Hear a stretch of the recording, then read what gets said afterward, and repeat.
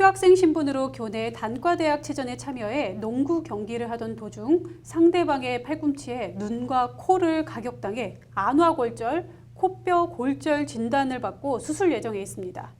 학교 측에서는 단과대학체전에 휴학생이 참여 가능하다는 조건을 명시했음에도 불구하고 휴학생이라 보험 혜택이 불가능하다고 합니다. 학교나 가해자 측에 손해배상을 청구할 수 있을까요? 라는 사연이었습니다. 휴학생은 학교 학생이 아닌가요? 라는 생각이 좀 듭니다. 휴학생도 참여가 가능하다라고 공지를 했음에도 불구하고 보험 혜택이 안 된다라고 학교 측에서 이야기를 하고 있는 것 같습니다.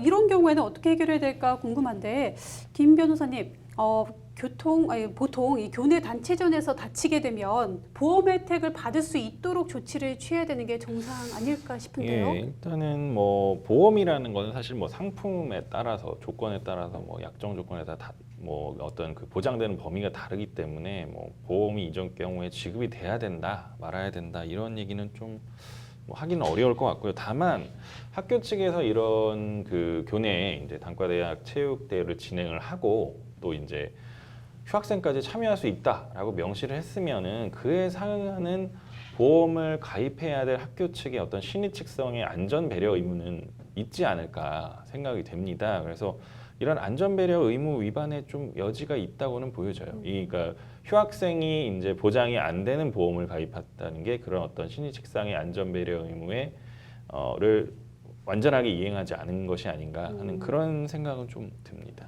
예.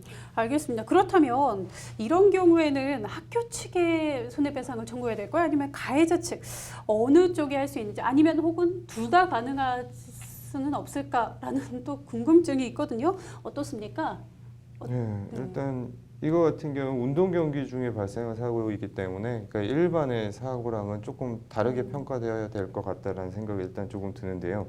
일단 운동 경기 같은 경우에는 지금 이게 무슨 운동이었는데 농구였는데 네. 농구 같은 경우에는 기본적으로 뭐 어느 정도 이제 부상의 위험이 따르는 운동이라는 거죠. 그렇기 남자들만의 때문에 좀 암묵적인 그런 게 있는 것 같아요. 운동할 때는 괜찮다. 그는 이제 약간? 운동이라는 거의 행위가 자체, 그러니까 시합이라는 거 행위 자체에서 오는 거라는 거예요. 뭐 예를 들면 뭐 요즘에 UFC 같은 이제 격투기가 네네. 유행하는데 뭐 격투기에서 때려가지고 상대방이 안아골절 당했다 그러고 손해배상을 해줘야 되는 건 아니라는 거죠. 이런 것처럼 뭐 이건 격투기는 아닙니다만 농구라는 운동 자체도 결국에는 위험이 어느 정도 수반되기 때문에 그 경기를 참여하는 사람들은 이제 어느 정도 그 위험성을 감수하고 운동을 하는 거라는 거죠. 그래서 만약에 시합 과정에서 이제 규칙이 준수되고 이제 운동 경기가 잘 정상적으로 이루어지는 과정에서 발생한 부상이라고 한다면 그걸 가지고 상대방한테 손해배상 청구를 한다는 것은 안 받아들여질 가능성도 저는 있다라고 생각을 해요. 근데 만약에 지금 아까 전에 이게 팔꿈치에 맞았다라고 했는데 농구 운동 경기는 이제 팔꿈치를 사용하고 휘두르는 것은 이제 경기에서는 금지되어 있는 거예요. 정확하게 말하면 파울인 거죠. 그래서 어쨌든 이런 파울 행위로 인해서 이제 많이 다쳤기 때문에 뭐 일단 가해자한테는 그 파울하는 과정이 진짜 좀 비정상적인 행동으로 벌어진 거라고 한다면 손해배상 청구를 일단 할 수 있을 거다라고 일단 생각이 들고요. 그리고 일단 학교는 이 운동 경기의 이제 관리 주체잖아요. 관리 주체. 그럼 관리 주체 같은 경우에는 그 운동 경기 시합에 참여한 학생들이 안전하게 운동 경기를 할 수 있도록 이제 관리를 해줘야 될 이제 의무는 있는데요. 이제 만약에 지금 아까 그 가해자 학생이 이제 이런 것까지 시합 중에 뭐 정상적인 범위에서 했다라고 한다면 학교 측에서는 그것까지는 관리를 할 수 없는 거 아니에요, 사실. 그러니까 운동 경기에서 당연히 어느 정도 발생할 수 있는 부상에 대해서 학교가 관리를 현실적으로 할 수 있는 가능성은 없으니까. 근데 만약에 그 운동 가해자 같은 경우에 뭐 정말 그런 비정상적인 운동 경기를 한다고 하더라도 사실 학교 측에서 그걸 관리할 수 있었느냐라는 부분에 대해서 의문이 조금 들긴 하는데요.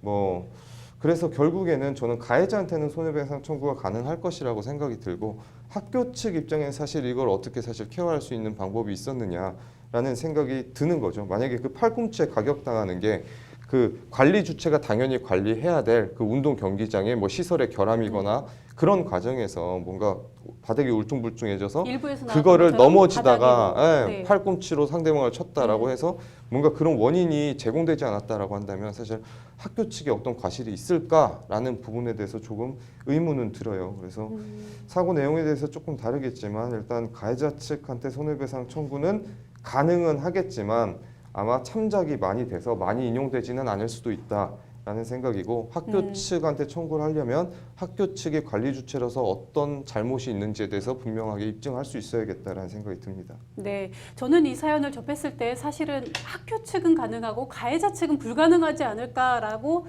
생각을 했었는데 정반대였습니다.